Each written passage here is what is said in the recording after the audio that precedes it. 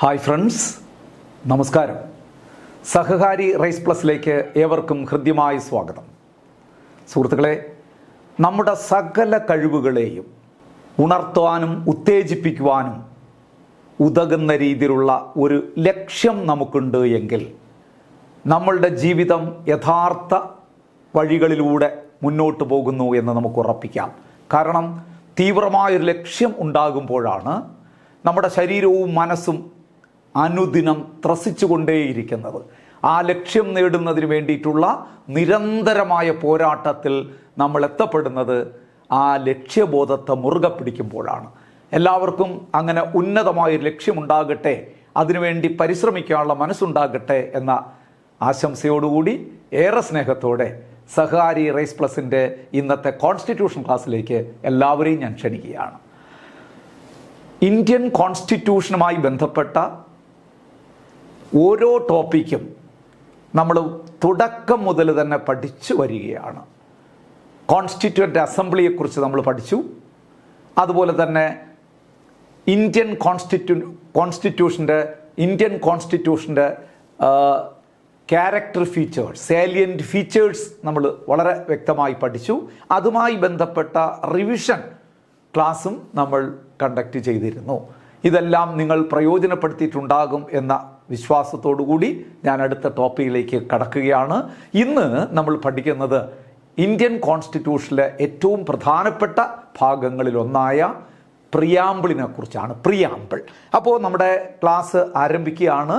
Preamble കോൺസ്റ്റിറ്റ്യൂഷനിലെ തുടക്കം, preliminary ടോപ്പിക്കിൽ പെട്ടതാണ് പ്രിയാമ്പിൾ. നിങ്ങൾക്കറിയാം. എന്താണ് പ്രിയാമ്പിൾ എന്ന് നമുക്കൊന്ന് പരിശോധിക്കാം. എന്താണ് പ്രിയാമ്പിൾ എന്ന് പറയുന്നത്? Preamble means preface to the constitution. Preface എന്ന് പറഞ്ഞാൽ നിങ്ങൾക്കറിയാം, തുടക്കം. ഏതൊരു ബുക്ക് എടുത്താലും, ഏത് ഒരു ബുക്ക് പരിശോധിച്ചാലും അതിനൊരു തുടക്കം കാണും. പ്രിഫൈസ് എന്ന് പറയും, അല്ലേ? എന്താണ് ആ തുടക്കം? ആ തുടക്കം എന്ന് പറയുന്നത് എന്തായിരിക്കാം? ആ ബുക്ക് പ്രതിദാനം ചെയ്യുന്ന വിഷയങ്ങളുടെ ഒരു ബ്രീഫായിട്ടുള്ള ഡിസ്ക്രിപ്ഷൻ ആയിരിക്കും. അതിൻ്റെ ഒരു സംക്ഷിപ്ത രൂപമായിരിക്കും. അങ്ങനെയാണെങ്കിൽ നമുക്ക് പറയാം, preamble means the preface with which our constitution begins. അതല്ലേ? The preface with which our constitution begins is technically known as preamble. ഭരണഘടനയുടെ ഒരു സംക്ഷിപ്ത രൂപമാണ് പ്രിയാമ്പിൾ എന്ന് പറയുന്നത്. Preamble declares objects and aims of Indian constitution. Indian ഭരണഘടനയുടെ ഉദ്ദേശ ലക്ഷ്യങ്ങൾ വിളംബരം ചെയ്യുന്ന ഭാഗം. ഇന്ത്യൻ കോൺസ്റ്റിറ്റ്യൂഷനിലെ പ്രിയാമ്പിൾ പരിശോധിച്ചാൽ നമുക്കറിയാൻ പറ്റും ഇന്ത്യൻ ഭരണഘടന എന്തിനു വേണ്ടി നിലകൊള്ളുന്നു എന്ന്. Preamble declares objects and aims of Indian constitution. അപ്പോൾ പ്രിയാമ്പിൾ എന്ന് പറഞ്ഞാൽ ഒരു തുടക്കമാണ്. ഭരണഘടനയുടെ ആ തുടക്കത്തെ, സംക്ഷിപ്ത രൂപത്തെ, ഭരണഘടന എന്താണ് ഉദ്ദേശിക്കുന്നത് എന്ന് ഒരു ബ്രീഫായിട്ടുള്ളൊരു ഡിസ്ക്രിപ്ഷനാണ് പ്രിയാമ്പിൾ എന്ന് പറയുന്നത്. It declares objects and aims of Indian constitution. Indian ഭരണഘടന എന്തിനു വേണ്ടി നിലകൊള്ളുന്നു എന്നറിയണമെങ്കിൽ പ്രിയാമ്പിൾ പരിശോധിച്ചാൽ മതി എന്നർത്ഥം. ഇനി നമുക്ക് പറയാം, the idea of preamble India borrowed from USA. First ക്ലാസ്സിൽ നമ്മൾ പഠിച്ചതാണ്. സേലിയൻറ്റ് ഫീച്ചേഴ്സ് ഒക്കെ പഠിച്ചപ്പോൾ നമ്മൾ ബോറോയിങ് സോഴ്സിനെ കുറിച്ച് പറഞ്ഞു. ഇന്ത്യൻ കോൺസ്റ്റിറ്റ്യൂഷൻ്റെ ഓർമ്മയുണ്ടോ നിങ്ങൾക്ക്? അതായത് നമ്മുടെ basic structure borrowed from government of India act 1935. Then philosophical part, basic structure എന്ന് പറയുന്ന പാർട്ട് നമ്മൾ ഗവൺമെൻറ് ഓഫ് ഇന്ത്യ ആക്ട് 1935 നിന്നും, ഫിലോസഫിക്കൽ പാർട്ട് അമേരിക്കയിൽ നിന്നും അയർലൻഡിൽ നിന്നും കടം വാങ്ങി നമ്മൾ പറഞ്ഞു. അവിടെ ഫിലോസഫിക്കൽ പാർട്ടിൽ വരുന്നതാണ് ശരിക്കും പറഞ്ഞു കഴിഞ്ഞാൽ ഫണ്ടമെൻ്റൽ റൈറ്റ്സ്, അതുപോലെ തന്നെ ഡിറക്റ്റീവ് പ്രിൻസിപ്പിൾസ്, പ്രിയാമ്പിളൊക്കെ അതിൽ വരുന്നതാണ്. എവിടെ നിന്ന് വരുന്നതാണ്? എവിടെ നിന്നാണ് കടം വാങ്ങിയാണ്? USA നിന്ന് കടം വാങ്ങിയതാണ്. USA നിന്നും അയർലൻഡിൽ നിന്നുമാണ് ഫിലോസഫിക്കൽ പാർട്ട് കടം വാങ്ങിയത്. പക്ഷെ അതിൽ ഓരോന്നെടുത്ത് പറയാം.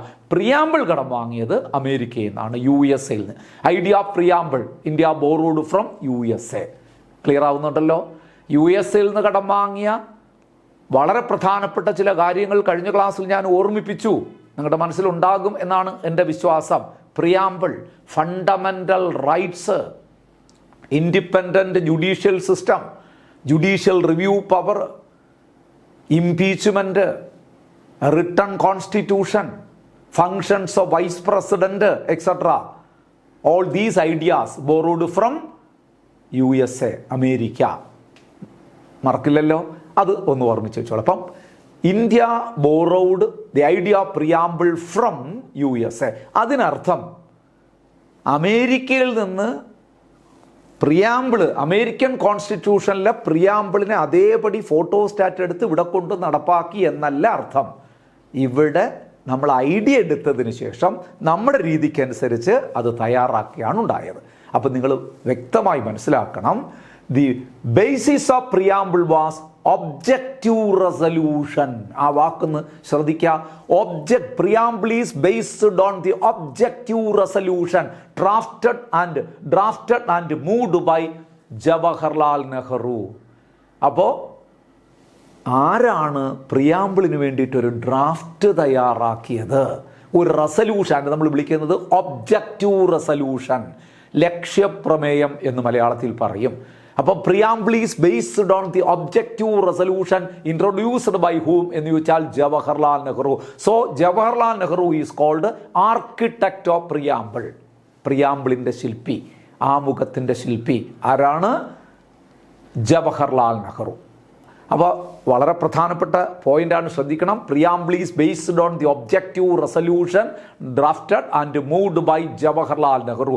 So Jawaharlal Nehru is also known as architect of preamble. അതുകൊണ്ട് അങ്ങനെ വിളിക്കുന്നു, ശ്രദ്ധിക്കണം. ഇനി Jawaharlal Nehru moved the objective resolution in the constituent assembly on which day? Jawaharlal Nehru presented objective resolution before constituent assembly in which day? 2 ഡേറ്റുകൾ നിർബന്ധമായും ഇപ്പം നിങ്ങൾ പഠിക്കണം, മസ്റ്റാണ്. 2 ഡേറ്റുകൾ. അതിൽ ആദ്യത്തെ date, the date on which Jawaharlal Nehru presented objective resolution before constituent assembly എന്നാണ്. ഡിസംബർ 13, 1946. 1946 ഡിസംബർ 13, 1946 ഡിസംബർ 13 ആ ദിവസമാണ് ഇങ്ങനെ ഒരു ഡ്രാഫ്റ്റ് തയ്യാറാക്കി ഒബ്ജക്റ്റീവ് റെസൊല്യൂഷൻ, ഇന്ത്യയുടെ പ്രിയാമ്പിൾ ഇങ്ങനെയൊക്കെ ആയിരിക്കണം എന്ന് ഒരു ഡ്രാഫ്റ്റ് തയ്യാറാക്കിയിട്ട് കോൺസ്റ്റിറ്റ്യൂവന്റ് അസംബ്ലിയുടെ മുമ്പിൽ സബ്മിറ്റ് ചെയ്യുന്നു. ആ ഡ്രാഫ്റ്റ് ശരിക്കും പറഞ്ഞു കഴിഞ്ഞാൽ പ്രസന്റ് ചെയ്യുന്നു. അപ്പോൾ objective resolution was presented by Jawaharlal Nehru before constituent assembly in 1946 December 13. 1946 ഡിസംബറിനെ കുറിച്ച് ഒരുപാട് ചോദ്യങ്ങൾ നമ്മൾ അസംബ്ലി പഠിച്ചപ്പോൾ പഠിച്ചു. ഓർമ്മയുണ്ടോ? കോൺസ്റ്റിറ്റ്യൂവന്റ് അസംബ്ലി പഠിച്ചപ്പോൾ 1946 March 23 cabinet mission visited India. 1946 May 16th, Cabinet Mission Plan was submitted.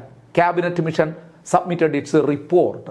1946 December 6, Constituent Assembly was formed. 1946 December 9, first meeting of Constituent Assembly was held. 1946 December 11, Dr. Rajendra Prasad was elected as the chairman of Constituent Assembly. അതിനോടൊപ്പം ഈ date കൂടി ഒന്ന് add ചെയ്യുക.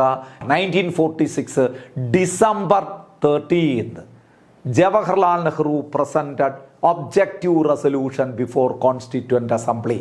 ഒരു date ഇപ്പം പഠിച്ചു. ബാക്കി നേരത്തെ പറഞ്ഞതെല്ലാം മുമ്പ് പഠിച്ച ഡേറ്റുകളാണ്. അതിനോടൊപ്പം കണക്ട് ചെയ്ത് ഇതുകൂടി വെച്ചോളുക. 1946 ഡിസംബർ വളരെ പ്രധാനപ്പെട്ട ഒരു മാസമാണ്. അതിലെ തീയതികൾ വളരെ വളരെ പ്രധാനപ്പെട്ടതാണ്. ഇനി സബ്മിറ്റ് ചെയ്താൽ പോരല്ലോ, പ്രസൻറ്റ് ചെയ്താൽ പോരല്ലോ, അത് അംഗീകാരം കിട്ടണ്ടേ? കോൺസ്റ്റിറ്റ്യൂവൻ്റ് അസംബ്ലിയുടെ മുമ്പിൽ പ്രസൻറ്റ് ചെയ്ത ഒബ്ജക്റ്റീവ് റെസൊല്യൂഷനെ ബേസ് ചെയ്തുകൊണ്ട് കോൺസ്റ്റിറ്റ്യൂവൻ്റ് അസംബ്ലിയിൽ ഡിസ്കഷൻ നടക്കും. Assembly discussed it at very length, വളരെ ദീർഘമായി ചർച്ച ചെയ്യും ഏത് കാര്യവും. എന്നിട്ടാണ് അതിൽ തീരുമാനമാകുന്നത് ആ റെസൊല്യൂഷൻ അംഗീകരിക്കണമോ വേണ്ടയോ എന്ന്. അസംബ്ലിയിലെ കാര്യങ്ങളെല്ലാം അങ്ങനെയാണ്. ഒരുപാട് ചർച്ചകൾ നടക്കും, വാദപ്രതിവാദങ്ങൾ നടക്കും.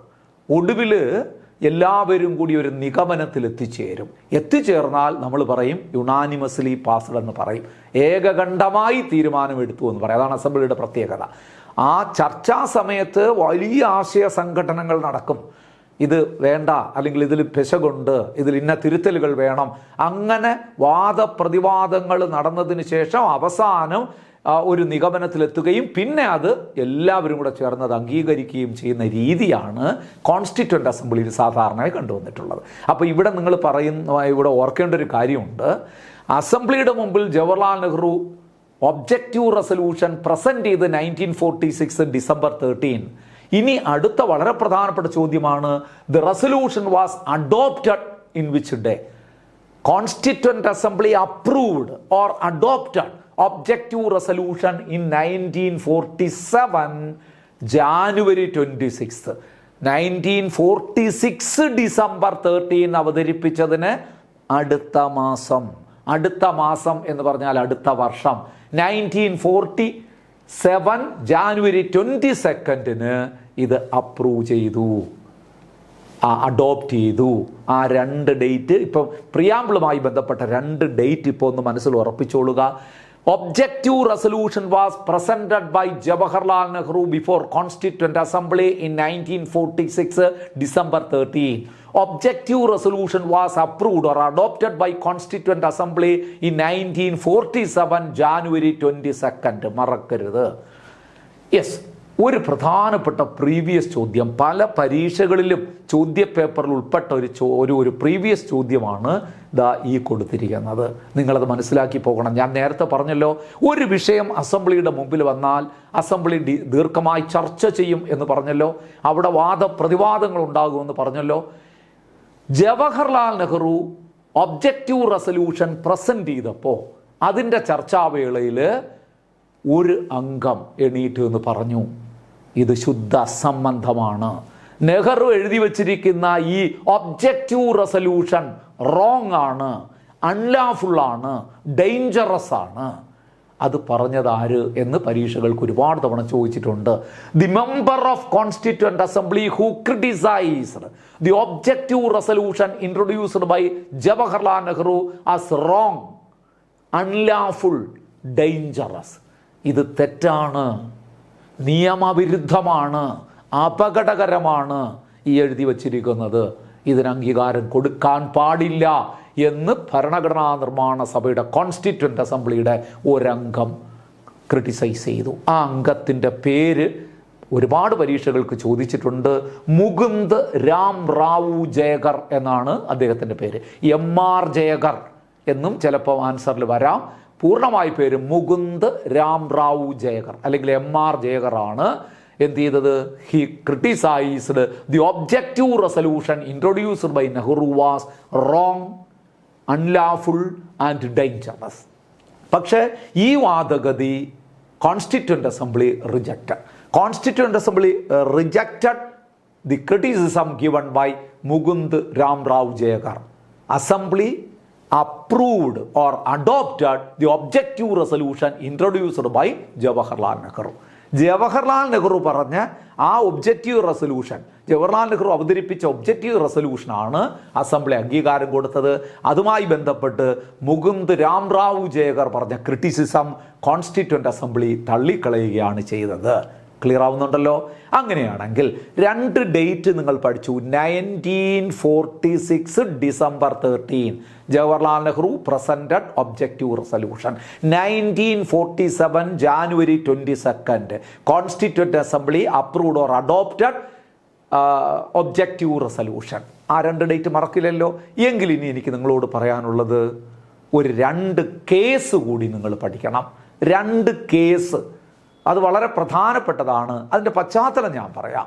2 കേസ്, സുപ്രീം കോടതിയുമായി ബന്ധപ്പെട്ട 2 കേസുകളെന്ന് പറഞ്ഞാൽ, ആ കാലഘട്ടത്തിൽ പ്രിയാമ്പിളുമായി ബന്ധപ്പെട്ട 2 വാദഗതികൾ നിലനിന്നിരുന്നു.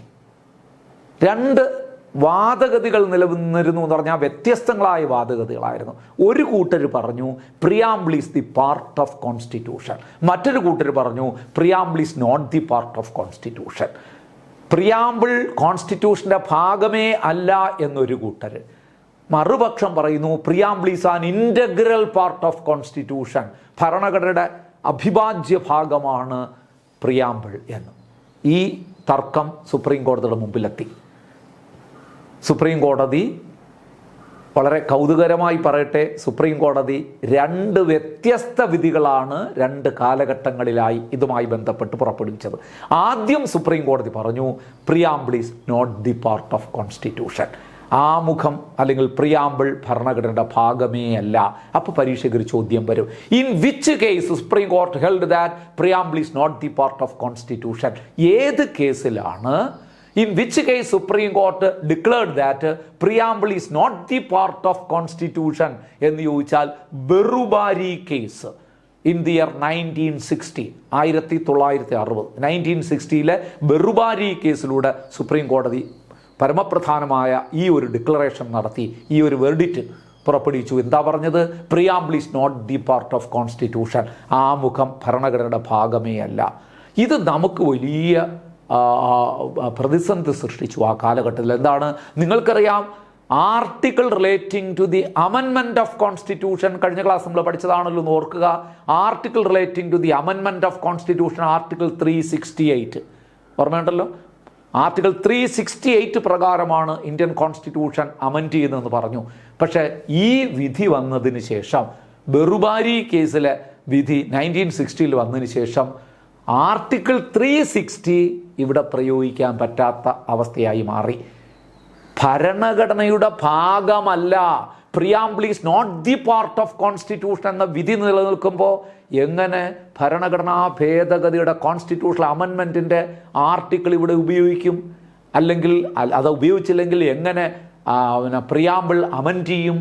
ഇങ്ങനെയുള്ള ചോദ്യങ്ങൾക്ക് ഉത്തരമില്ലാതായി മാറി. പ്രിയാമ്പിൾ തൊടാൻ പറ്റാത്ത അവസ്ഥയായി മാറി. ഏത് വിധി വന്നതോടുകൂടി?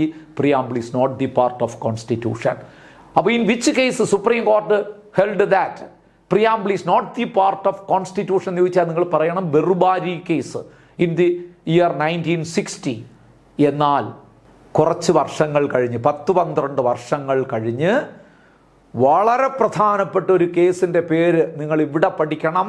ആ കേസിലൂടെ സുപ്രീം കോടതി പറഞ്ഞു preamble is integral part of constitution. പഴയ വിധിയെ തിരുത്തി കുറിച്ചുകൊണ്ട് സുപ്രീം കോടതി പുതിയൊരു വിധി പ്രഖ്യാപിക്കുകയാണ്. The supreme court ruled that preamble is an integral part of constitution in the case Kesavananda Bharati case. Very very important. ഇവിടെ ഈ കേശവാനന്ദ ഭാരതി കേസിന് വലിയ ഇമ്പാക്റ്റ് ഉണ്ട്. കോൺസ്റ്റിറ്റ്യൂഷനിൽ വലിയ പ്രത്യാഘാതങ്ങൾ ഉണ്ടാക്കിയ ഒരു കേസാണ് കേശവാനന്ദ ഭാരതി കേസ്. അതുമായി ബന്ധപ്പെട്ട 2-3 ചോദ്യങ്ങൾ പരീക്ഷയ്ക്ക് ചോദിക്കും. നിങ്ങൾ അതുകൂടി പഠിച്ചു പോകണം. In the Kesavananda Bharati case supreme court ruled that preamble is the integral part of constitution. Preamble is an integral part of constitution. Previous വെർഡിക്റ്റിന് തികച്ചും വിരുദ്ധമായിട്ടൊരു വെർഡിക്റ്റാണ് ഇതിലൂടെ കോടതി മുന്നോട്ട് വച്ചത്. പ്രിയാമ്പിള് എന്താണ്?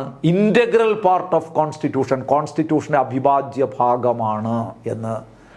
ഞാൻ ചോദിക്കട്ടെ, ആരാണ് ഈ കേശവാനന്ദ ഭാരതി? അതുകൂടി ഒന്ന് ഓർക്കണം. കേശവാനന്ദ ഭാരതി എന്ന് പറഞ്ഞാൽ ഒരു ഹിന്ദു റിലീജിയസ് ലീഡറാണ്, ഒരു സന്യാസി, ഹിന്ദു സന്യാസി. കേരളത്തിലെ കാസർഗോഡ് ജില്ലയിലെ ഒരു മഠാധിപതിയാണ് കേശവാനന്ദ ഭാരതി. ഈ അടുത്ത കാലത്താണ് മരണപ്പെട്ടത്. 2020 അദ്ദേഹം മരണപ്പെട്ടത്. അപ്പോൾ ഈ കേശവാനന്ദ ഭാരതി കേസിൻ്റെ തുടക്കം എന്തായിരുന്നു എന്ന് കൂടെ നിങ്ങൾ ഓർക്കണം. പരീക്ഷയ്ക്ക് ചോദിക്കും. എന്തായിരുന്നു കേശവാനന്ദ ഭാരതി കേസ്? ഏതുമായി ബന്ധപ്പെട്ടതാണ്?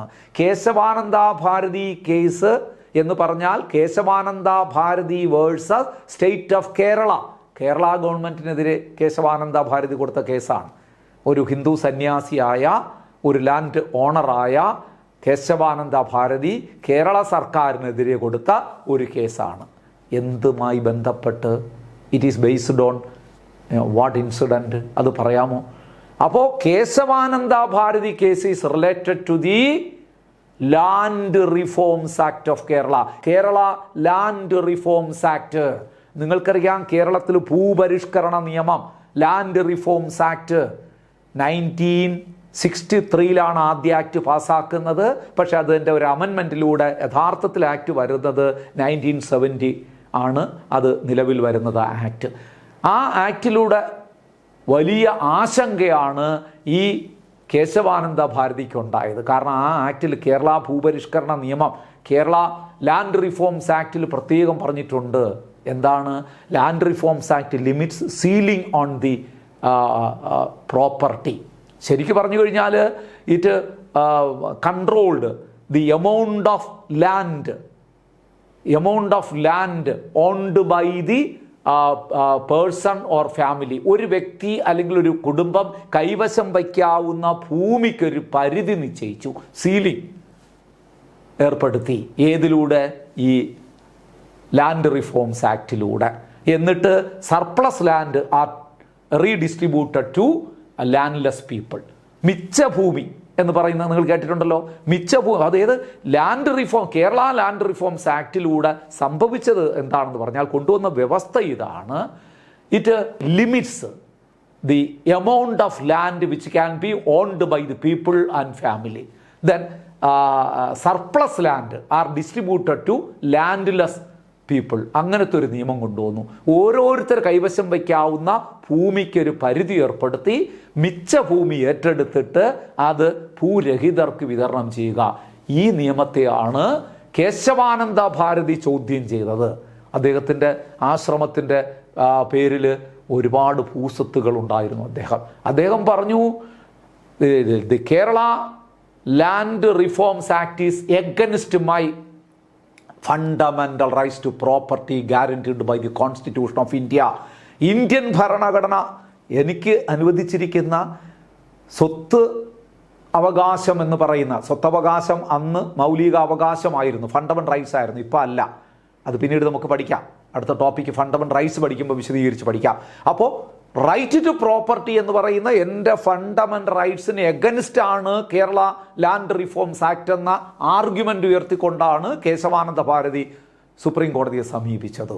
ഈ കേസ് പിന്നെ നീണ്ടു പോയി, പല ഏരിയകളിലൂടെ കടന്നുപോയി, ഭരണഘടനയിൽ വലിയ പ്രത്യാഘാതങ്ങൾ ഉണ്ടാക്കിയ കേസാണ്. മാത്രമല്ല ഒരു കാര്യം കൂടെ നിങ്ങൾ ഓർക്കണം, Kesavananda Bharati case was the largest bench, അല്ലെങ്കിൽ this case handled by the largest bench in the history of supreme court. Supreme കോടതിയുടെ ചരിത്രത്തിലെ ഏറ്റവും വലിയ ഭരണഘടനാ ബെഞ്ച് കൈകാര്യം ചെയ്ത കേസ് ഏതെന്ന് ചോദിച്ചാൽ കേശവാനന്ദ ഭാരതി കേസ്.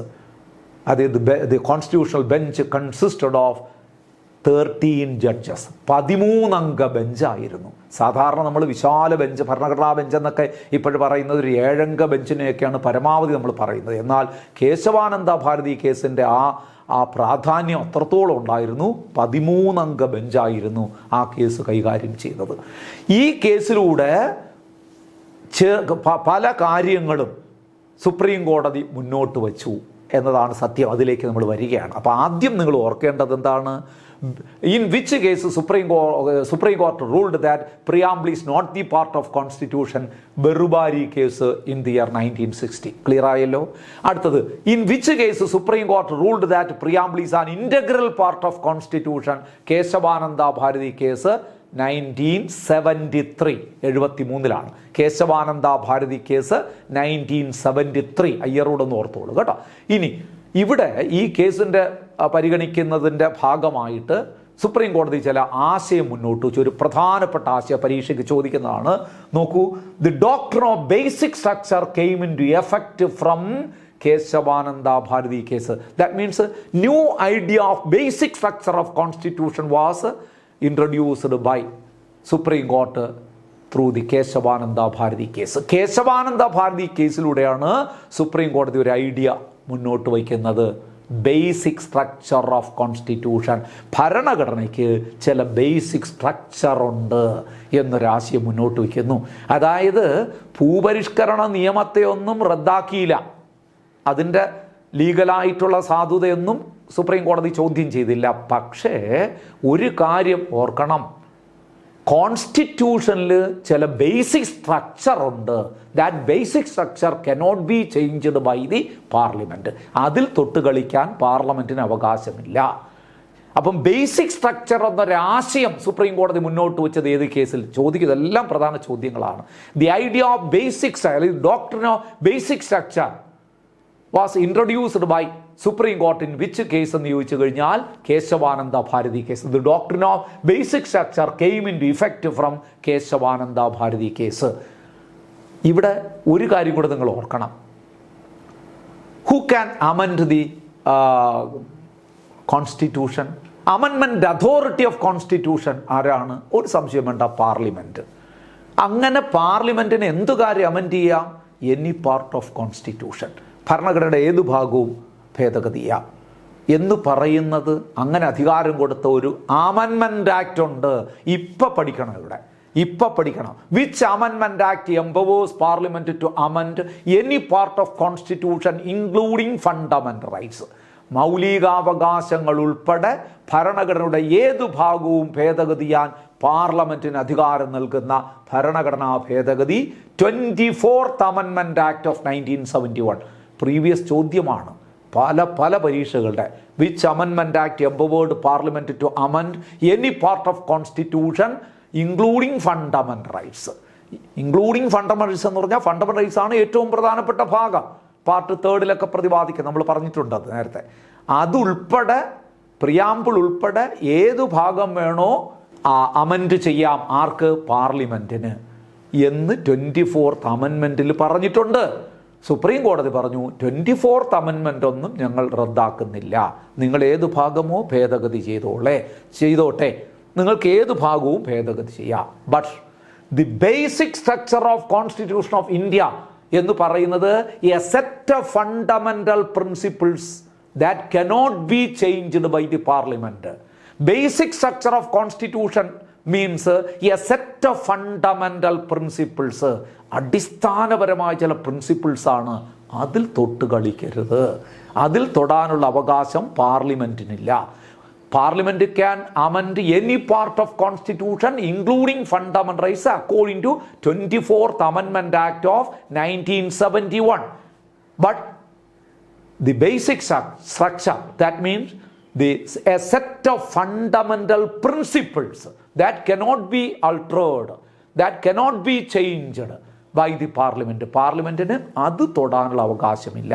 അത് ഏതൊക്കെയാണ് ബേസിക് സ്ട്രക്ചർ എന്ന് ഞാൻ പറയാം. അതിനു മുമ്പ് ഇവിടെ പറഞ്ഞ ഈ അമെൻമെൻറ്റ് പറയുമ്പോൾ നിങ്ങൾ ആ അമെൻമെൻറ്റിലുള്ള ഒരു പോയിന്റ് കൂടി പഠിച്ചിരുന്നാൽ അതും വെരി ഇമ്പോർട്ടൻ്റ് പ്രീവിയസ് ചോദ്യമാണ്. അപ്പോൾ നമ്മൾ കോൺസ്റ്റിറ്റ്യൂഷണൽ അമെൻമെൻറ്റ് വിശദമായി പഠിക്കുന്ന ഒരു ടോപ്പിക്കാണ്, അവിടെ നമ്മൾ പഠിക്കാം. എങ്കിൽ ഇപ്പോൾ ഈ പറയുമ്പോൾ ഒരു കാര്യം നിങ്ങൾ ഓർക്കണം. 24th അമെൻമെൻറ്റ് ആക്ട് 2 പ്രധാനപ്പെട്ട കാര്യങ്ങളാണ് നമ്മൾ ഓർമ്മിപ്പിക്കുന്നത്. അത് രണ്ടും പ്രീവിയസ് ചോദ്യങ്ങളാണ്. ഒന്ന് നിങ്ങൾക്ക് മനസ്സിലായി, 24th Amendment Act of 1971 empowers Parliament to amend any part of Constitution including fundamental rights. Clear ആയല്ലോ? ഇനി ഇതേ 24th Amendmentil മറ്റൊരു കാര്യം കൂടി പറയുന്നു. 24th Amendment Act made it obligatory for the President to give his assent to the Constitutional Amendment Bill. Constitutional Amendment Bill, ഭരണഘടനാ ഭേദഗതി bill, constitutional amendment bill രാഷ്ട്രപതിയുടെ മുമ്പിൽ വന്നാൽ അതിന് അംഗീകാരം കൊടുത്തിരിക്കണം രാഷ്ട്രപതി. അങ്ങനെയല്ലല്ലോ സാധാരണ ബില്ലിൻ്റെ കാര്യത്തിൽ, ഓർഡിനറി ബില്ലിൻ്റെ കാര്യത്തിൽ. When a bill is presented before president for his assent, he has 3 alternatives. Generally പറഞ്ഞാൽ he has 3 alternatives. He may give his assent, he may withhold his assent, he may return the bill for reconsideration of parliament. ഈ 3 കാര്യങ്ങൾ പ്രസിഡന്റിന് ചെയ്യാം. Such power is called veto power. അതിനാണ് നമ്മൾ veto power എന്ന് പറയുന്നത്. രാഷ്ട്രപതിക്ക് ചിലപ്പം വീറ്റോ ചെയ്യാം. ബില്ല് വന്നപ്പോൾ രാഷ്ട്രപതി പറയുന്നു അംഗീകാരം തരില്ല, അല്ലെങ്കിൽ രാഷ്ട്രപതി അംഗീകാരം കൊടുക്കുന്നു, എന്തും ചെയ്യാൻ രാഷ്ട്രപതിക്ക്. അല്ലെങ്കിൽ രാഷ്ട്രപതി ആ ബില്ലിനെ എന്ത് ചെയ്തു, റീകൺസിഡറേഷന് വേണ്ടിയിട്ട് റിട്ടേൺ ചെയ്യുന്നു. ഈ ബില്ല് ക്ലിയർ അല്ല, ഇതിലെ വ്യവസ്ഥകൾക്ക് ക്ലാരിറ്റി പോരാ, ഒന്നുകൂടി നിങ്ങൾ പരിഗണിക്കണം എന്ന് പറഞ്ഞുകൊണ്ട് തിരിച്ചയക്കാം. ഇത് രാഷ്ട്രപതിയുടെ അവകാശമാണ്, അധികാരമാണ്. But in the case of constitutional amendment bill, the president has no such right അല്ലെങ്കിൽ such power. In the case of constitutional amendment bill, the president must give his assent. അത് ശ്രദ്ധിക്കണം. അങ്ങനെ ഒരു നിബന്ധന കൊണ്ടുവന്നത് 24th അമെൻമെൻറ്റ് ആക്ട്. അപ്പോൾ 24th amendment act 1971 2 പ്രധാനപ്പെട്ട പോയിന്റുകൾ നിങ്ങൾ പഠിച്ചാൽ അത് പല തവണ ആവർത്തിച്ചുകൊണ്ടിരിക്കുന്ന 2 പ്രീവിയസ് ചോദ്യങ്ങളാണ്. ഒന്നുകൂടി ഞാൻ ആ 2 പോയിന്റ് ഓർമ്മിപ്പിക്കാം. 24th amendment act of 1971. This Amendment Act empowers Parliament to amend any part of Constitution including fundamental rights. Clear ആയല്ലോ? അടുത്തത്, This Amendment Act made it obligatory for the President to give his assent to the Constitutional Amendment Bill. Clear അല്ലേ? ഇനി കേശവാനന്ദ ഭാരതി കേസിലേക്ക് നമുക്ക് തിരിച്ചു വരാം. കേശവാനന്ദ ഭാരതി കേസിലൂടെ എന്താ പറഞ്ഞത്? Basic structure of constitution cannot be changed by the parliament. Basic structure എന്ന് പറഞ്ഞാൽ a set of fundamental principles set of fundamental principles of constitution. അതിനാണ് ബേസിക് സ്ട്രക്ചർ എന്ന് പറയുന്നത്. ഈ എക്സാമിനേഷനൊക്കെ വളരെ പ്രധാനപ്പെട്ട് ചോദിക്കാവുന്ന കാര്യം, any one of the following is basic structure of constitution. ഭരണഘടനയുടെ ബേസിക് സ്ട്രക്ചറിൽ താഴെ പറയുന്നത് ഏതൊക്കെയാണ്, അല്ലെങ്കിൽ ഏതാണ്? ഈ പറയുന്നതെല്ലാം ബേസിക് സ്ട്രക്ചറിൽ വരുന്നതാണ്. ഇതൊന്നും അമെൻഡ് ചെയ്യാൻ പാർലമെന്റിന് അധികാരമില്ല. നോക്കൂ, ഏറ്റവും പ്രധാനപ്പെട്ട point supremacy of constitution. Supremacy of constitution എന്ന് പറഞ്ഞാൽ എന്താണ്? ഭരണഘടനയാണ് എല്ലാത്തിനും മുകളിലുള്ള എല്ലാത്തിനും മുകളിലൊരു മേൽക്കോയ്മയുള്ളത് ഭരണഘടനയ്ക്കാണ്. ഭരണഘടനയുടെ മേൽക്കോയ്മ എന്ന് നമുക്ക് പറയാം. എന്ന് പറഞ്ഞാൽ all are responsible to act within the sphere of constitution of India. നമുക്ക് അറിയാം, കോൺസ്റ്റിറ്റ്യൂഷണൽ ഹെഡ് ആരാണ്? President. But he must act within the sphere of constitution.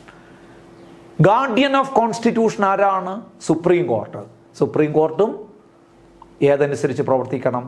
Must act according to constitution of India. ഭരണഘടനാ തലവൻ എന്ന് പറഞ്ഞുകൊണ്ട്, constitution head എന്ന് പറഞ്ഞുകൊണ്ട് president constitution violate ചെയ്താൽ നമ്മൾ ഇംപീച്ച് ചെയ്ത് പുറത്താക്കും. മനസ്സിലാവുന്നുണ്ടല്ലോ? ഇനി കോൺസ്റ്റിറ്റ്യൂഷൻ്റെ ഗാർഡിയനാണ്, വാച്ച് ഡോഗാണ്, പ്രൊട്ടക്ടറാണ്, അല്ലെങ്കിൽ എന്താ പറയുന്നത്, അതിൻ്റെ സംരക്ഷകനാണ് ഞാൻ എന്ന് പറഞ്ഞ് സുപ്രീം കോടതിയുടെ ചീഫ് ജസ്റ്റിസോ ജഡ്ജിമാരോ ആരെങ്കിലും കോൺസ്റ്റിറ്റ്യൂഷൻ വയലേറ്റ് ചെയ്ത് നോക്കട്ടെ, അവരെയും നമ്മൾ ഇംപീച്ച് ചെയ്ത് പുറത്താക്കും. എന്തുകൊണ്ട്? സൂപ്രമസി ഓഫ് കോൺസ്റ്റിറ്റ്യൂഷൻ, ഭരണഘടനയുടെ മേൽക്കോയ്മ. അതിനെ തൊട്ട് കളിക്കാൻ ആർക്കും പറ്റില്ല. പാർലമെന്റിൽ ഭൂരിപക്ഷമുണ്ട്, മെജോറിറ്റി ഉണ്ട് എന്ന് കരുതിയിട്ട് ഒരു ഗവൺമെന്റിനോ ഒരു റൂളിംഗ് പാർട്ടിക്കോ ഒരു അമെൻമെന്റ് ആക്ട് കൊണ്ടുവരാൻ എളുപ്പമാണ്. മെജോറിറ്റി ഉണ്ടെങ്കിൽ അമെൻമെന്റ് ആക്ട് പാസ്സാക്കാം സഭയിൽ. അങ്ങനെ ഒരു നല്ല മെജോറിറ്റിയുള്ള ഒരു സർക്കാർ, ഒരു റൂളിംഗ് പാർട്ടി, അവരൊരു അമെൻമെൻറ്റ് കൊണ്ടുവരികയാണ്. കോൺസ്റ്റിറ്റ്യൂഷൻ്റെ പവർ കുറച്ചുകൊണ്ട് നടക്കുമോ? സുപ്രീം കോടതി ചവറ്റുകൊട്ടയിലെറിയും ആ അമെൻമെൻറ്റ്. ഇനി നോക്കൂ, റൂൾ ഓഫ് ലോ. നമ്മുടെ രാജ്യം പ്രവർത്തിക്കുന്ന റൂൾ ഓഫ് ലോ ബേസ് ചെയ്താണ്. എന്താ rule of law? All are equal before law. There is no consideration for any group before law. നിയമത്തിന് മുമ്പിൽ ആർക്കും പ്രത്യേക പരിഗണനയില്ല. All are before law. അതാണ് പറയുന്നത് റൂൾ ഓഫ് ലോ, നിയമവാഴ്ച. അത് വേണ്ട. ചില ആളുകൾക്ക് പ്രത്യേകിച്ച് പരിഗണന കൊടുക്കണം എന്ന് പറഞ്ഞുകൊണ്ടൊരു അമെൻമെൻറ്റ് ആക്ട് പാസ്സാക്കിയാൽ, പാർലമെൻറ്റ് കൊണ്ടുവന്നാൽ നിലനിൽക്കുമോ? പറ്റില്ല. ഫെഡറൽ ക്യാരക്ടർ നോക്കൂ നിങ്ങൾ. What you mean by federal character? Federal എന്ന് പറഞ്ഞു കഴിഞ്ഞാൽ there are 2 types of government. Federal system of government നമ്മൾ പഠിച്ചാണ് ക്യാരക്ടർ ഫീച്ചർ പഠിച്ചപ്പോൾ. എന്താണ്? Central government and state government. Both the government have എന്താണ്? അറ്റോണമിക് പവർ, സ്വയം ഭരണാവകാശം. അത് നിലനിന്നേ പറ്റുള്ളൂ. പാർലമെന്റിൽ വലിയ മെജോറിറ്റി ഉണ്ട് എന്ന് പറഞ്ഞ് റൂളിംഗ് പാർട്ടി ഒരു അമെൻമെന്റ് കൊണ്ടുവരാൻ പോവുകയാണ്. ഫെഡറൽ സിസ്റ്റത്തെ ചേഞ്ച് ചെയ്തുകൊണ്ട് യൂണിറ്ററി സിസ്റ്റം ഇംപ്ലിമെന്റ് ചെയ്യാം. യൂണിറ്ററി സിസ്റ്റം എന്ന് പറഞ്ഞാൽ എന്താണ്? System under which all powers are concentrated at centre. The states have no autonomic power. അങ്ങനെ ഒരു സിസ്റ്റം കൊണ്ടുവന്നാൽ നടക്കുമോ? ബേസിക് സ്ട്രക്ചറാണത്, തൊടാൻ പാടില്ല. അതിനെ തൊടാൻ പാടില്ല. ഇനി നോക്കൂ, ഡെമോക്രാറ്റിക് സിസ്റ്റം. ഡെമോക്രാറ്റിക് സിസ്റ്റം എന്ന് പറഞ്ഞു കഴിഞ്ഞാൽ നമുക്കറിയാം, ഡെമോക്രസിയുടെയൊക്കെ ഡെഫിനിഷൻ എല്ലാവർക്കും അറിയാവുന്നതാണ് അല്ലേ? For the people, by the people എന്നൊക്കെ പറഞ്ഞ് നമ്മൾ പഠിച്ചിട്ടുള്ള അത് തന്നെയാണ്. അതായത് ജനങ്ങൾ നേരിട്ട് റെപ്രസെൻറ്റേറ്റീവ്സിനെയൊക്കെ തിരഞ്ഞെടുത്ത് ഒരു ഭരണ സംവിധാനം ഉണ്ടാക്കുന്ന രീതി അത് നിലനിന്നേ മതിയാവൂ. ഡെമോക്രാറ്റിക് സിസ്റ്റത്തെ തൊടാൻ പറ്റില്ല. റിപ്പബ്ലിക് നമ്മൾ ഇനി പഠിക്കും, ഇന്ന് തന്നെ പഠിക്കും. റിപ്പബ്ലിക് എന്ന് പറഞ്ഞു കഴിഞ്ഞാൽ എന്താ? The word republic means that there shall be an elected or nominated representative at the top of the nation.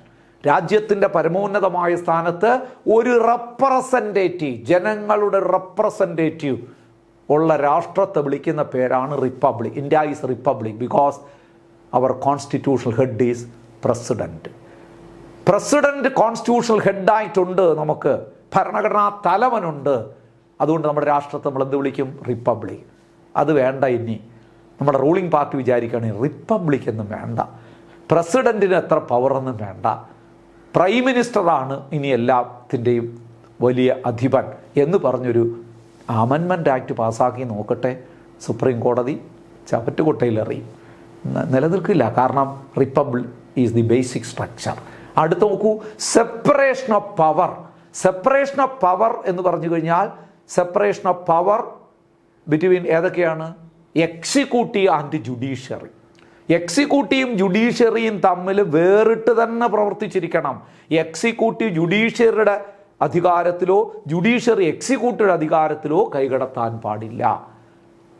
അങ്ങനെ എന്തെങ്കിലും ഉദ്ദേശിച്ച് നിയമനിർമ്മാണം നടത്തിയാൽ അത് നിലനിൽക്കില്ല. ഇതിൻ്റെ ജുഡീഷ്യറിയുടെ അധികാരങ്ങൾ കവർന്നെടുക്കുന്നതിന് വേണ്ടി എക്സിക്യൂട്ടീവ് ശ്രമം നടത്തിയാൽ അത് നിലനിൽക്കില്ല. കാരണം സെപ്പറേഷൻ ഓഫ് പവർ, അധികാര വിഭജനം അങ്ങനെ തന്നെ ഉണ്ടാകണം. അങ്ങനെ എന്തെങ്കിലും ജുഡീഷ്യറിയെ മറികടന്നുകൊണ്ട് എക്സിക്യൂട്ടീവ് എന്തെങ്കിലും നിയമമൊക്കെ നിർമ്മിച്ചു കഴിഞ്ഞാൽ എന്ത് സംഭവിക്കും നമ്മൾ പഠിച്ചിട്ടുണ്ട്. ജുഡീഷ്യൽ റിവ്യൂ പവറിന് വിധേയമാക്കും, എന്നിട്ട് അത് റദ്ദാക്കും കോടതി. ക്ലിയർ ആവുന്നുണ്ടല്ലോ? യെസ്. അടുത്ത് നോക്കൂ, ഇൻഡിപെൻഡൻറ്റ് ജുഡീഷ്യറി സിസ്റ്റം. ജുഡീഷ്യറിയെ ഇൻഡിപെൻഡൻ്റ് ആയിട്ട് തന്നെ പ്രവർത്തിക്കാൻ അനുവദിക്കണം. അതിലെന്തെങ്കിലും ഒരു ജുഡീഷ്യറിയുടെ മേൽ എന്തെങ്കിലും ഒരു കൺട്രോൾ ഏർപ്പെടുത്തിക്കൊണ്ടൊരു നിയമം കൊണ്ടുവന്നാൽ നിലനിൽക്കില്ല എന്നാണ് പറയുന്നത്. ഇതെല്ലാം ബേസിക് സ്ട്രക്ചറാണെന്ന് ശ്രദ്ധിക്കണം. Supremacy of constitution, rule of law. ഇത് ചോദിക്കും. എങ്ങനെ ചോദ്യം വരുന്നത് അറിയാമോ? Any one of the following is or are basic structure of constitution എന്ന് പറഞ്ഞാൽ ഇതിൽ 2-3 തരും. തെറ്റായിട്ട് വേറെ ഇതും തരും. അപ്പോൾ ഇതൊന്ന് പഠിച്ചു വെച്ചാൽ മതി. Supremacy of constitution, rule of law, federal character, democratic system, republic, separation of power, the independence of judiciary. കഴിഞ്ഞില്ല. നോക്കൂ, സെക്കുലർ ക്യാരക്ടർ. ആദ്യം കോൺസ്റ്റിറ്റ്യൂഷനിൽ ഇല്ലായിരുന്നു. 42nd അമെൻമെൻറ്റിലൂടെ പ്രിയാമ്പിളിൽ ആഡ് ചെയ്ത ഒരു പദമാണ് സെക്കുലർ. എന്താ സെക്കുലർ എന്ന് പറഞ്ഞു കഴിഞ്ഞാൽ? India has no religion of its own. India is neutral in the matter of religious affairs. India respect all religions. അതിനാണ് നമ്മൾ സെക്കുലർ എന്ന് പറയുന്നത്. നമുക്ക് പ്രത്യേകിച്ചൊരു മതമില്ല. ഇന്ത്യക്ക് ഔദ്യോഗികമായൊരു മതമില്ല. എല്ലാ മതങ്ങളെയും നമ്മൾ റെസ്പെക്റ്റ് ചെയ്യുന്നു, എല്ലാ മതങ്ങളെയും ഉൾക്കൊള്ളുന്നു. അങ്ങനെ ഒരു സെക്കുലർ രാഷ്ട്രമാണ് നമ്മളുടേത്. ആ ക്യാരക്ടർ എടുത്ത് കളഞ്ഞിട്ട് ഇന്ത്യ ഒരു റിലീജിയസ് ക്യാരക്ടർ കൊണ്ടുവരാൻ പോവുകയാണ്. ഇന്ത്യ ഒരു മതരാഷ്ട്രമാക്കി മാറ്റാൻ പോവുകയാണ്. നടക്കുമോ? നടക്കില്ല.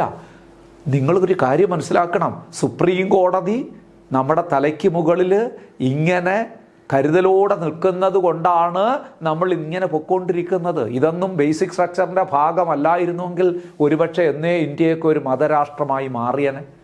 കഴിയില്ല. എത്ര ശ്രമിച്ചാലും കഴിയില്ല. കാരണം അത് ബേസിക് സ്ട്രക്ചറിൻ്റെ ഭാഗമാണ് സെക്കുലർ ക്യാരക്ടർ എന്ന് പറയുന്നത്. അതുപോലെ the power of judicial review. കോടതിയുടെ ജുഡീഷ്യൽ റിവ്യൂ പവറിനെ എടുത്ത് കളയാൻ ഒരു ഭേദഗതി കൊണ്ടുവരികയാണ് പാർലമെൻറ്റ്. നിലനിൽക്കൂല. എന്താ judicial review power? Power of court to review the law formulated by parliament or state legislative assembly. If such law is unconstitutional, it can be suspended by the court. Such a special power of court is called judicial review power. എടുത്ത് കളയാൻ പറ്റില്ല. നിലനിന്നേ മതിയാകൂ judicial review. Basic സ്ട്രക്ചറിൽ പെട്ടതാണ്. ഇനി നോക്കൂ, individual freedom, വ്യക്തി സ്വാതന്ത്ര്യം. നമ്മുടെയൊക്കെ വ്യക്തി സ്വാതന്ത്ര്യത്തെ ഒന്നും അങ്ങനെ ബാൻ ചെയ്യാൻ ആർക്കും അധികാരമില്ല. നമുക്ക് വ്യക്തി സ്വാതന്ത്ര്യമുണ്ട്. ആ വ്യക്തി സ്വാതന്ത്ര്യം കാത്തു സൂക്ഷിക്കണം. അടിയന്തരാവസ്ഥയൊക്കെ വരുമ്പോൾ ചിലപ്പോൾ രാഷ്ട്രപതി ചില നിയന്ത്രണങ്ങളൊക്കെ കൊണ്ടുവരും നമ്മുടെ വ്യക്തി സ്വാതന്ത്ര്യം. അപ്പോഴും നമ്മൾ പറയും ഇതാണ് fundamental rights stated in article 20 and 21 cannot be suspended by president of India or parliament. 20-21 പറയുന്ന മൗലികാവകാശങ്ങൾ, ഫണ്ടമെന്റൽ റൈറ്റ്സ് ഒരിക്കലും എടുത്ത് കളയാൻ പറ്റില്ല. ജീവിക്കാനുള്ള അവകാശം 21 പറയുന്നത്, 23 വ്യക്തിയാധിഷ്ഠിത സ്വാതന്ത്ര്യങ്ങൾ, അതൊന്നും ബാൻ ചെയ്യാൻ പറ്റില്ല. വ്യക്തി സ്വാതന്ത്ര്യം നിലനിർത്തിയേ മതിയാകൂ. കാരണം ഇതെല്ലാം ബേസിക് സ്ട്രക്ചറിൽ പെട്ടതാണ്. ഇതൊക്കെ വരാൻ കാരണം കേശവാനന്ദ ഭാരതി കേസാണ്. കേശവാനന്ദ ഭാരതി കേസിലൂടെയാണ് ഇങ്ങനൊരു ബേസിക് സ്ട്രക്ചർ എന്ന ഐഡിയ സുപ്രീം കോടതി മുന്നോട്ട് വെച്ചത്. മറക്കാതിരിക്കുക. ദി ഐഡിയ ഓഫ് അല്ലെങ്കിൽ doctrine of basic structure was introduced by supreme court in which case എന്ന് പറഞ്ഞാൽ കേശവാനന്ദ ഭാരതി കേസ്. എന്നിട്ട് ആ ബേസിക് സ്ട്രക്ചറെല്ലാം ഒന്ന് പഠിച്ചു കൊടുക്കുക. അപ്പോൾ കേശവാനന്ദ ഭാരതി കേസിലാണ് സുപ്രീം കോടതി പറഞ്ഞത് preamble is an integral part of constitution. ഇതേ കാര്യം മറ്റൊരു കേസിലുകൂടി സുപ്രീം കോടതി ഒന്നുകൂടി അടിവരയിട്ട് പറഞ്ഞു. ആ കേസ് കൂടി ഒന്ന് ഓർക്കണം. In the year 1995 the case of union government versus LIC case, നമുക്ക് ചുരുക്കി LIC കേസ് ഓഫ് 1995 നിങ്ങൾ ഓർത്താൽ മതി. In the LIC case of 1995, Supreme Court once again held that the preamble is an integral part of Constitution. Kesavananda Bharati കേസിൽ പറഞ്ഞ ആ ഒരു വിധി ഒരിക്കൽ കൂടി അടിവരയിട്ട് പ്രഖ്യാപിച്ച മറ്റൊരു കേസ് ഏതെന്ന് ചോദിച്ചാൽ അത് LIC case of India 1995. In the year 1995, the case of Union Government versus LIC case, LIC of India, the Supreme Court once again held that preamble is an integral part of Constitution. ഭരണഘടനയുടെ integral പാർട്ടാണ് preamble എന്ന് ഒന്നുകൂടി അടിവരയിട്ട് പറഞ്ഞ മറ്റൊരു case ഏതെന്ന് ചോദിച്ചു കഴിഞ്ഞാൽ നിങ്ങൾ പറയണം LIC കേസ് 1995. ഓക്കെ ആണല്ലോ. അപ്പോൾ ഇനി വളരെ പ്രധാനപ്പെട്ട ഒരു കാര്യം നമുക്ക് പറഞ്ഞുകൊണ്ട് ഈ യൂണിറ്റ് ഞാൻ അവസാനിപ്പിക്കാൻ പോവുകയാണ്. പ്രിയാമ്പിൾ നമുക്ക് 2 വീഡിയോ ക്ലാസ്സുകളായിട്ട് എടുക്കാം. അപ്പോഴേ നിങ്ങൾക്ക് കൂടുതൽ പഠിക്കാൻ ഒരു എളുപ്പം ഉണ്ടാവുള്ളൂ. ഒരുമിച്ച് എടുത്തു കഴിഞ്ഞാൽ ലെങ്തി ആയി കഴിഞ്ഞാൽ ചിലപ്പോൾ നിങ്ങൾക്ക് ബോറ് തോന്നും അല്ലേ. ഒരാളെ ഇങ്ങനെ ഒരുപാട് നേരം കേട്ടുകൊണ്ടിരിക്കുമ്പോൾ നിങ്ങൾ വിചാരിക്കും അയ്യോ ഇതൊന്ന് തീർന്നു കിട്ടിയെങ്കിൽ എന്ത് എന്ന് ചിലപ്പോൾ നമ്മൾ ചിന്തിക്കാറില്ലേ. അത് തന്നെയാണ്, അതെനിക്കതറിയാം. അതുകൊണ്ട് ഞാൻ പ്രിയാമ്പിളിനെ 2 പാർട്ടായിട്ട് എടുക്കാൻ ഉദ്ദേശിക്കുന്നു. ചെറിയൊരു കാര്യം പറഞ്ഞു നിർത്തിയിട്ട് അടുത്ത ക്ലാസ്സിൽ അത് മുതൽ നമുക്ക് തുടങ്ങാം. എന്നിട്ട് ഇതെല്ലാം കഴിഞ്ഞിട്ട് നമ്മുടെ പതിവ് പോലെ പ്രിയാമ്പിളിൻ്റെ ഒരു റിവിഷൻ, ഇതുവരെ പഠിച്ചതിൻ്റെ പ്രീവിയസ് ചോദ്യങ്ങളും വരാൻ സാധ്യതയുള്ള ചോദ്യങ്ങളുമായിട്ട് നമുക്കൊരു റിവിഷൻ മൂന്നാമത്തെ ക്ലാസ്സിൽ. അങ്ങനെയാണല്ലോ നമ്മളെല്ലാം എടുത്തുകൊണ്ടിരിക്കുന്നത്. ആദ്യത്തെ അസംബ്ലി, കോൺസ്റ്റിറ്റ്യൂവൻ്റ് അസംബ്ലി, അങ്ങനെ നമ്മൾ 2 ക്ലാസ്സിൽ ടോപ്പിക്ക് തീർക്കുന്നു. 3-ാമത്തെ ക്ലാസ്സിൽ അതിൻ്റെ ഡിസ്കഷൻ വരുന്നു. അത് കഴിഞ്ഞിട്ട് അടുത്ത സേലിയൻറ്റ് ഫീച്ചേഴ്സ് ഓഫ് കോൺസ്റ്റിറ്റ്യൂഷൻ 2 ക്ലാസ്സിൽ ടോപ്പിക്ക് തീർക്കുന്നു. 3-ാമത്തെ ക്ലാസ്സിൽ ക്വസ്റ്റ്യൻ ഡിസ്കഷൻ വരുന്നു. ഇതും അതുപോലെ 2 ചെറിയ വീഡിയോ ക്ലാസ്സുകളിലൂടെ പ്രിയാമ്പിൾ അവസാനിപ്പിക്കുന്നു. 3-ാമത്തെ ക്ലാസ്സിൽ ഇതിൻ്റെ ചോദ്യം ഡിസ്കഷൻ. അങ്ങനെ പഠിച്ചു പോകാം നിങ്ങൾ. അപ്പോൾ ഞാൻ പറഞ്ഞല്ലോ ബെറുബാരി കേസ് 1960 ആ കേസിൻ്റെ വിധി വന്നപ്പോൾ നമ്മൾ നേരിട്ടൊരു പ്രശ്നം ഞാൻ പറഞ്ഞു. എന്താണ്? പ്രിയാമ്പിൾ അമെൻഡ് ചെയ്യാൻ പറ്റാത്തൊരു സാഹചര്യം വന്നു. അതെപ്പോഴാണ് മാറിക്കിട്ടിയത്? By Kesavananda Bharati case 1973. അപ്പോൾ ഇപ്പോഴൊരു ചോദ്യം വരാം, അതിനുശേഷമാണ് പ്രിയാമ്പിൾ അമെൻഡ് ചെയ്യാൻ കഴിഞ്ഞത്. അപ്പോൾ ഒരു ചോദ്യമുണ്ട്, how many times preamble has been amended so far? നാളിതുവരെ എത്ര തവണ പ്രിയാമ്പിൾ ഭേദഗതി ചെയ്തിട്ടുണ്ട്? നല്ലൊരു ചോദ്യമാണ്. How many times preamble has been amended so far എന്ന് പറഞ്ഞാൽ preamble of constitution was amended only once in 1976. 1976 ഒരേ ഒരു പ്രാവശ്യം constitution was officially approved in 1949 November 26th. It came into force in 1950 January 26th. പഠിച്ചു നമ്മൾ. ഇപ്പം നമ്മൾ നിൽക്കുന്നത് ഒരുപാട് കാലം കഴിഞ്ഞു നിൽക്കുന്നു. ഈ നാളുകൾക്കിടയിൽ പ്രിയാമ്പിൾ എത്ര തവണ അമെൻഡ് ചെയ്തിട്ടുണ്ടെന്നാണ് ചോദ്യം. Once, only once. ഏത് ഇയർ? 1976. അപ്പോഴും വെരി ഇമ്പോർട്ടൻ്റ് ആ amendment. Preamble was amended by which amendment act? 42nd Amendment Act of 1976. It is also known as mini constitution. Clear ആവുന്നുണ്ടല്ലോ? ആ അമെൻമെൻറ്റിലൂടെ എന്തൊക്കെ കാര്യങ്ങളാണ് മാറ്റം വരുത്തിയത്? ആ അമെൻമെൻറ്റിന് മുമ്പ് ഇന്ത്യൻ കോൺസ്റ്റിറ്റ്യൂഷൻ പ്രിയാമ്പിൾ പ്രകാരം അറിയപ്പെട്ടിരുന്നത് എങ്ങനെ, ഇപ്പോൾ പ്രിയാമ്പിൾ അനുസരിച്ച് കോൺസ്റ്റിറ്റ്യൂഷൻ അറിയപ്പെടുന്നത് എന്തൊക്കെയാണ് തുടങ്ങിയ കാര്യങ്ങൾ നെക്സ്റ്റ് ക്ലാസ്സിൽ നമുക്ക് ഡിസ്കസ് ചെയ്യാം. പ്രിയാമ്പിളുമായി ബന്ധപ്പെട്ടൊരു ബേസിക് ആയിട്ടുള്ള കുറച്ച് കാര്യങ്ങളാണ് ഇന്നത്തെ ക്ലാസ്സിൽ ഡിസ്കസ് ചെയ്തത്. ഇത് നിങ്ങൾക്ക് മനസ്സിലായി എന്ന ഉത്തമ വിശ്വാസത്തോടു കൂടി അടുത്ത ക്ലാസ്സും തുടർന്ന് കാണണം എന്ന് നിർദ്ദേശിച്ചുകൊണ്ട് ഇന്നത്തെ ക്ലാസ് ഞങ്ങൾ വൈൻഡപ്പ് ചെയ്യുന്നു. Thank you so much. Good bye.